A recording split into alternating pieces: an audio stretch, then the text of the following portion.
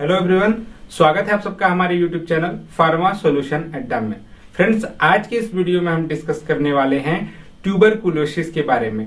Tuberculosis को TB के नाम से भी जाना जाता है और ट्यूबरकुलोसिस हमारे समाज में बहुत सारे एडल्ट ऐसे हैं जिनको ट्यूबरकुलोसिस होता है। 90% एडल्ट ही इसके चपेट में आते हैं और इस बीमारी के शिकार होते हैं। तो फ्रेंड्स, आज के इस वीडियो में हम ट्यूबरकुलोसिस क्यों होता है और कैसे होता है, और अगर हो जाता है तो इसको कैसे पहचाने कि ये कौन से टाइप का ट्यूबरकुलोसिस है, इसके बारे में डिस्कस करेंगे। साथ ही साथ इसके ट्रीटमेंट और इसके प्रिकॉशंस की भी बात हम इस वीडियो में करने वाले हैं।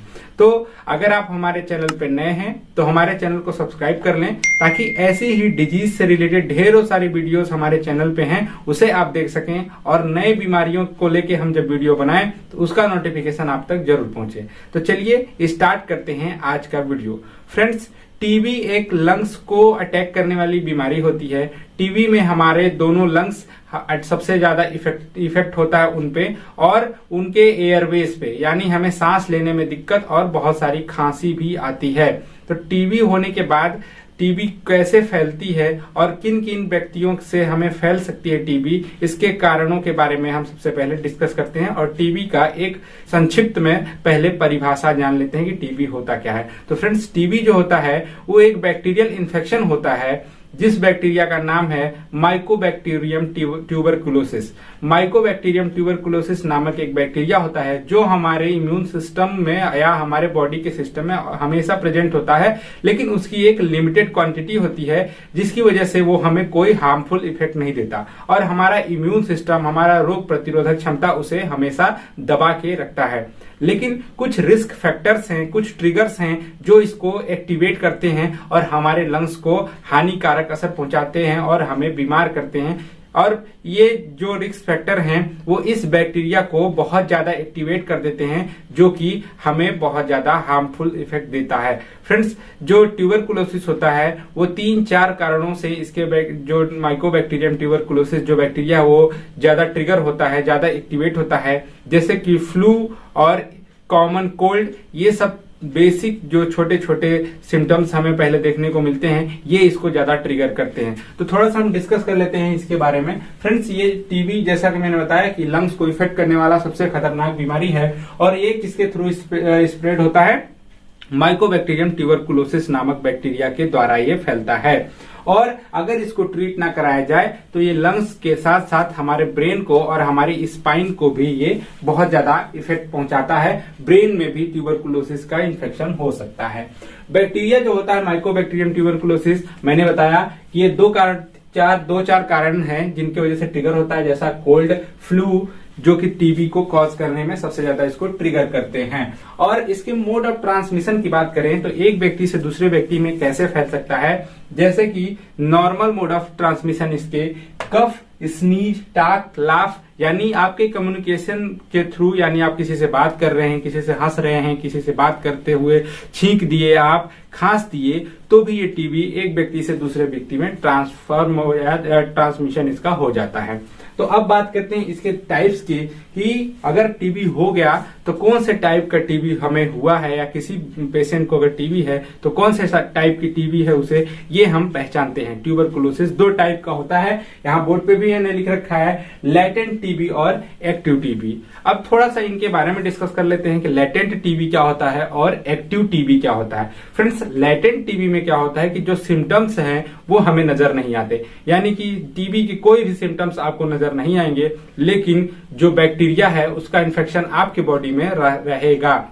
तो लेटेंट के केस में ये होता है, ये एसिम्प्टोमेटिक होता है। और वही जब एक्टिव टीबी की बात करें तो वहां पे सिम्टम्स विजुअल होते हैं, हमें पता चलता है, और बैक्टीरिया का मल्टीप्लिकेशन लगातार हमारे बॉडी में होता रहता है और जिसकी वजह से हमें बीमार कर देता है। और एक लेटेंट टीबी क्या होता है कि इसमें ट्रांसमिशन नहीं होता, यानी ये फैलता नहीं है, स्प्रेड नहीं होता एक व्यक्ति से दूसरे व्यक्ति में। लेकिन जब एक्टिव टीबी किसी व्यक्ति को हो जाता है तो वो एक व्यक्ति से दूसरे व्यक्ति में फैलना भी स्टार्ट हो जाता है। तो ये था एक्टिव टीबी और लेटेंट टीबी में थोड़ा सा डिफरेंस। अब हम बात करते हैं इसके सिम्टम्स की। ओवरऑल टीबी में कौन कौन से सिम्टम्स देखने को मिलते हैं, ट्यूबरकुलोसिस हुआ है तो क्या क्या सिम्टम्स देखने को नजर आता है। सबसे पहला कफ मोर देन 3 वीक, यानी 3 हफ्ते से ज्यादा का अगर कफ हो, खांसी अगर किसी व्यक्ति को है तो उसे टीबी हो सकता है या उसे टीबी है।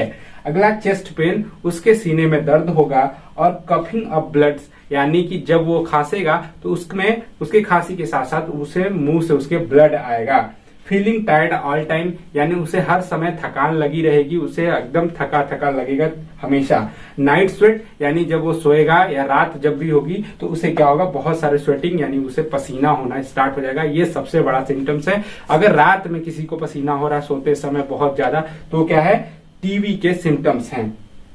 कभी कभी ठंड लगेगी, फीवर हो सकता है। लॉस ऑफ एपेटाइट, इसका मतलब होता है कि भूख नहीं लगेगी और वेट का लगातार लॉस होता रहेगा, पूरी तरह से शरीर कमजोर होता जाएगा, आपकी बॉडी का वेट पूरी तरह से खत्म होता जाएगा, कम होता जाएगा।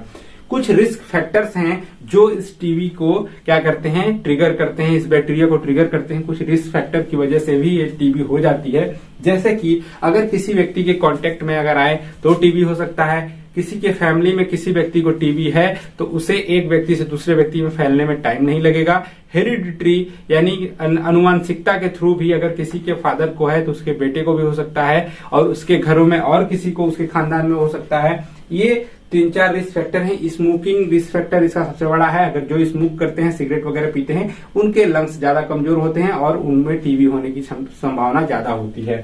साथ ही साथ HIV, एड्स, हेपेटाइटिस, डायबिटीज, यानी लो इम्यून सिस्टम की जितनी सारे डिजीज हैं, अगर ये आपको हैं तो उसमें भी टीबी का कंडीशन डेवलप हो सकता है। ये एक रिसर्च के थ्रू पता चला है कि जितने भी इम्यून सिस्टम को कम करने वाली बीमारियां हैं वो भी टीबी को कॉज करती हैं, टीबी होने में सबसे ज्यादा इसको ट्रिगर करती हैं। टीबी आपके बॉडी में ज्यादा फैलता है अगर ये हुआ है तो।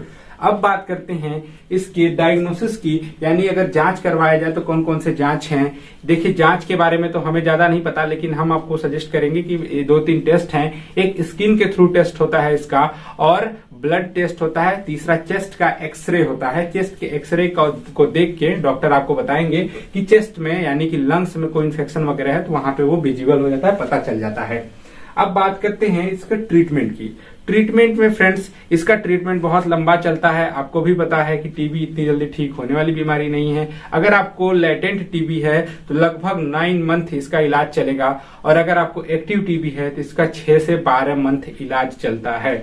अब इलाज में कुछ दवाइयां हैं जिनका नाम मैं बता रहा हूं, इसको आपको खुद से कभी नहीं लेना है। ये मैं आप सबसे रिक्वेस्ट करता हूं कि ये आप कभी न लें। हमने दवाइयां सिर्फ ट्यूटोरियल के लिए बता रखी हैं, या जो इस टीबी में इसका जो इलाज का प्रोसीजर है उसको बता रखा है, लेकिन आप खुद से इसे अप्लाई न करें क्योंकि ये खतरनाक साबित भी हो सकता है। इसके साइड इफेक्ट भी बहुत ज्यादा हैं। देखिए, यहाँ पे लेटेंट टीबी की बात की जाए, यानी टीबी जो शुरुआती दौर है उसमें 2-4 एंटी ट्यूबरकुलोसिस वाली ड्रग हैं जो यूज होती हैं, और एंटीबायोटिक्स हैं जो यूज होती हैं, जैसे कि आइसोनियाजाइड और रिफापेंटिन और रिफेम्पिन, जो कि कॉम्बिनेशन में भी दे सकते हैं और अकेले भी दिया जा सकता है। यानी इन सारी ड्रग्स का अकेले भी आप एक को ले सकते हैं अलग अलग, और इसको एक ही में कॉम्बिनेशन भी बनाती हैं बहुत सारी कंपनियां, इसको भी आप ले सकते हैं। लगभग 9 महीने तक आपको ये लेना पड़ेगा अगर आपको लेटेंट टीबी है, सीवियर कंडीशन नहीं है तो।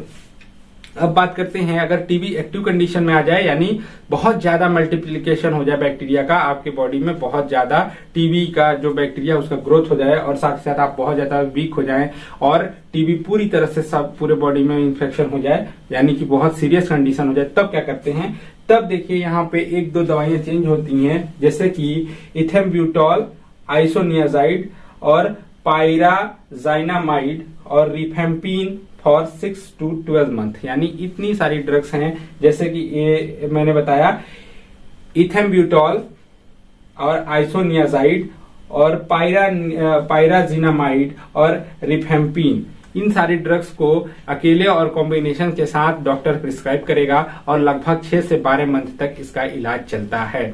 तो ये था आज का हमारा वीडियो ट्यूबरकुलोसिस के ऊपर, यानी टीबी के ऊपर। आशा करता हूँ ये वीडियो आपको समझ में आया होगा। अगर आपको किसी इस वीडियो से रिलेटेड कोई भी क्वेरी है तो हमें कमेंट बॉक्स में जरूर लिखें, ताकि हम उसका जवाब दें और आप अपने कोई भी जानकारी आप हमसे ले सकें। तो अगर आप हमारे चैनल पर नए हैं तो हमारे चैनल को सब्सक्राइब जरूर कर दें और बेल आइकन को जरूर प्रेस कर दें, ताकि ऐसे ही डिजीज की वीडियोस हम ऑलरेडी बना चुके हैं और आप आगे बनाएं तो उसका नोटिफिकेशन आप तक जरूर पहुंचे और आप हमें लगातार यूं ही सपोर्ट करते रहिए। Thank you so much.